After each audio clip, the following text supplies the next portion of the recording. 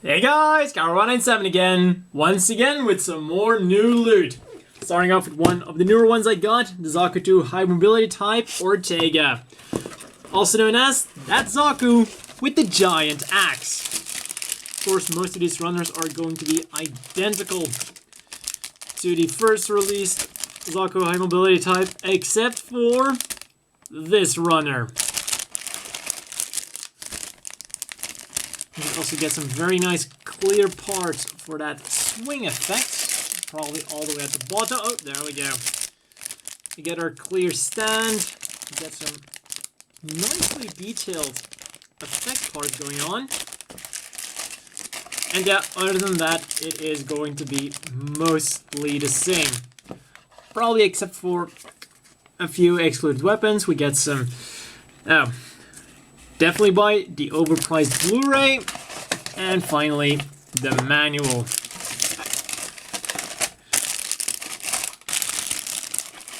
Back up, still getting a normal Zaku machine gun. They're probably excluding all of the bazookas. That to the side. Next up, I have the prototype gouf, but unlike the Zaku High Mobility Type, I did already build this guy. I'm a bit on the fence about the proportions, but from a technical level, this does give me a lot of hope for the revived gouf they're releasing shortly.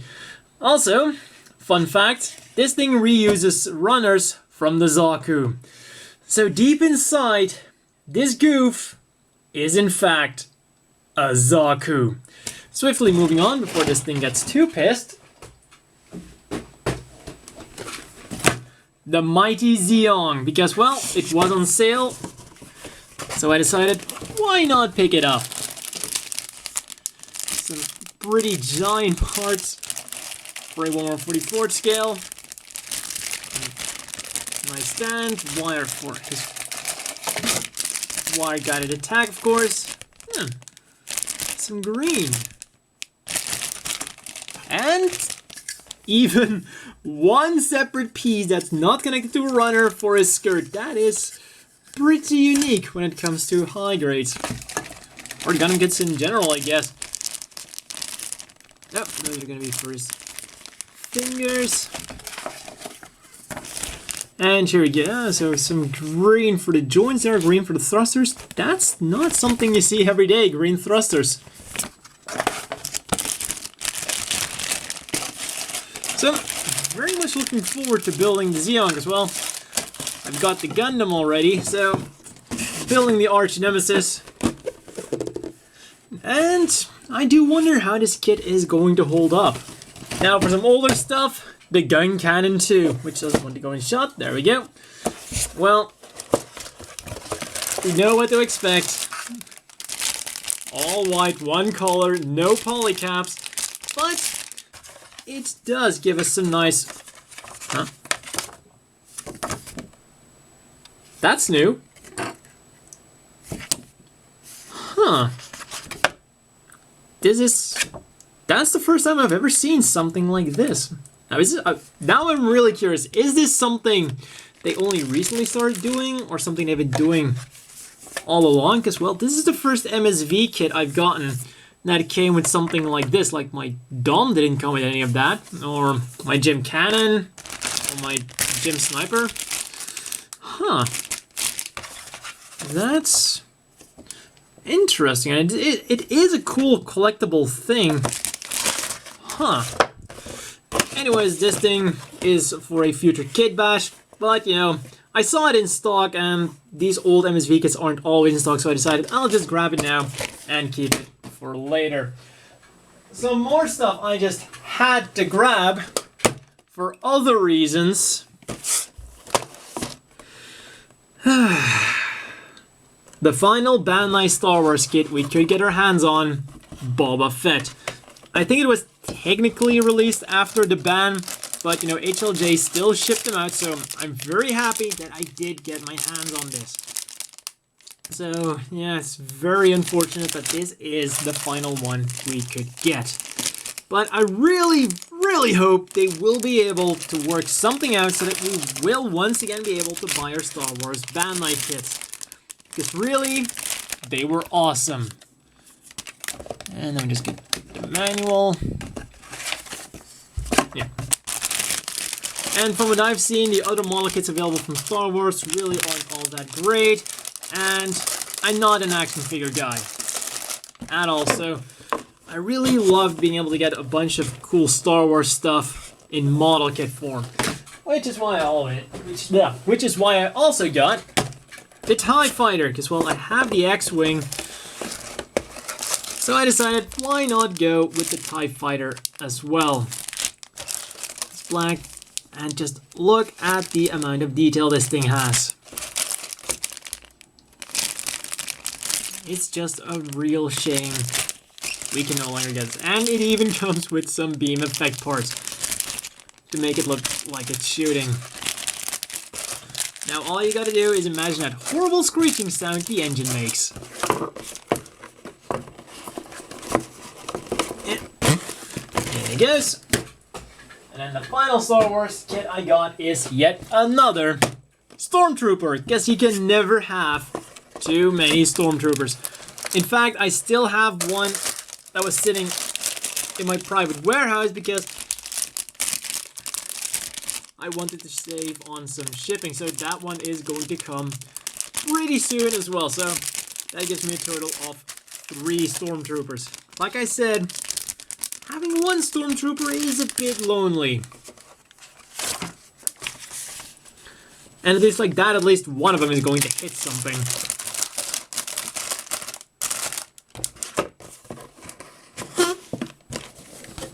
And now for another Gundam thing I got, didn't get it from HLJ, but I did get it from a convention. That is the MS in Pocket Zolo.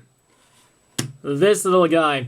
And pretty much these MS in Pockets are kind of like the spiritual predecessors of the HCM Pros, because, well, they're a figure, but some of the parts you do have to cut off a runner, like some of the weapons and a few pieces that are on here, so it's a cool little thing. Also, what's really cool about them is they're 1/144 scale, so this guy is in perfect scale with my other figures, though it seems to be quite short, even for 1/144 scale, but so be it. The only thing this thing is missing is its beam saber. It does come with the beam tomahawk, but the beam saber was nowhere to be found. But hey, it's an old figure and it did come with everything else. One thing that's kind of, false advertising is it shows like a really cool shining beam shield right in there, the beam rotor shield. So it's not going to do that. This thing does not take batteries or something. Like, it would have been cool if it took watch batteries and this thing served as some kind of lamp, but it's just very cool advertising.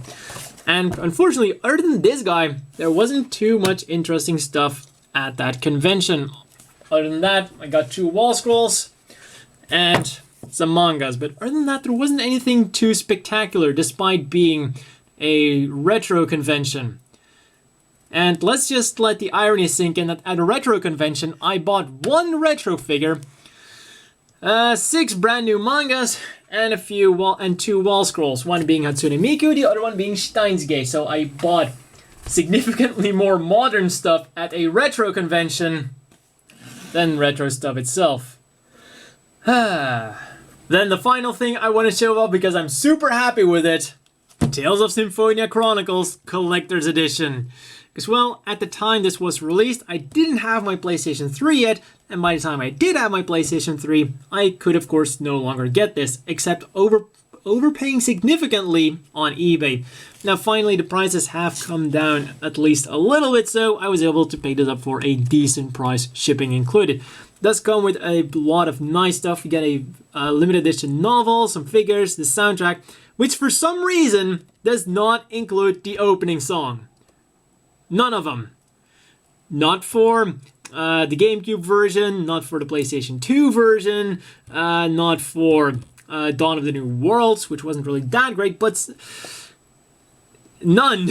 I mean, that's pretty weird if you're releasing a soundtrack, and from what I can remember, everything else was included in the soundtrack, so that's also it's kind of weird. On one hand, it's a really great soundtrack because it's one of the few OSTs you get with any kind of game that actually has all of them, but then they don't include the opening and the closing. Ah well, no, they did include the ending song, but not the openings. Also, the figures are really nice little things. They do have the giant parting line on top of their head, but other than that, they're very nicely done. And unfortunately, one of the few Marta figures you can get, I think pretty much the only one. And Lloyd is looking a bit dopey, but hey, so be it. Also, I'm wondering, am I one of the only people who doesn't absolutely hate Dawn of the New World? Because everyone seems to not quite enjoy that game as much. But hey, I'm really, really happy about this set. Of course, I did get the regular version, but now I finally have the limited edition. And that's all for this new loot video. I would say leave a comment down below which one you want to see built first, but I have a feeling that my Barbados and my Grace are going to arrive very, very shortly. So normally I would have said I'm going to start building the Zeong immediately, or maybe the Zaku high mobility type, but I'm fairly certain, based on the shipping date, they should arrive any day now. So, if you want, well, still definitely leave a comment down below which one of these you want to see first, which one you don't really care too much about. And well, with that being said, all that's left to say now is that the next review has been decided by the folks on Twitter. It's going to be the High Gog, so definitely look forward to that. And that's all for this new loot video, and see you guys next time.